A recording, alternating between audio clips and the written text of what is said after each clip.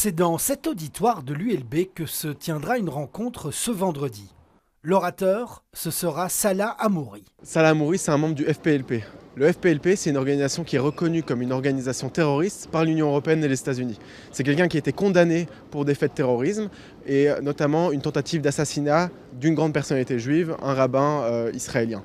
Si les étudiants juifs de Belgique s'offusquent de cette rencontre, c'est car ils craignent des répercussions directes ou indirectes. Les gens sortent de cette conférence avec un seul narratif, un narratif qui est transmis par une personne qui est quand même condamnée pour terrorisme. Et ensuite, on retrouve dans les rues de Bruxelles des tags antisémites. Du côté des organisateurs, on ne présente pas Salah Hamouri comme un terroriste. Salah Hamouri est souvent victime de ce genre d'attaques et de tentatives d'annulation de ses prises de parole publiques.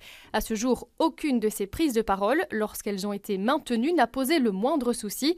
Il n'a jamais tenu le moindre propos contraire à la loi ou aux valeurs humanistes. L'Union des étudiants juifs a dénoncé cette rencontre sur ses réseaux sociaux. Les réactions ont été nombreuses et parfois haineuses. On n'attend pas de recevoir des leçons de la part de génocidaires. Si des sionistes nous qualifient d'islamistes et terroristes, c'est qu'on est sur le bon chemin. C'est pas une surprise puisque c'est juste une conséquence de tout ce qu'on permet de faire à l'ULB. Il y a un laisser-faire en général pour les étudiants de l'ULB et là ils s'attaquent directement à des étudiants juifs. L'université de son côté a décidé de maintenir cette rencontre tout en se déresponsabilisant du contenu. Ces activités sont organisées dans le cadre de l'autonomie dont jouissent les cercles associatifs reconnus par l'université ou de l'indépendance des enseignants en vertu de leur liberté académique.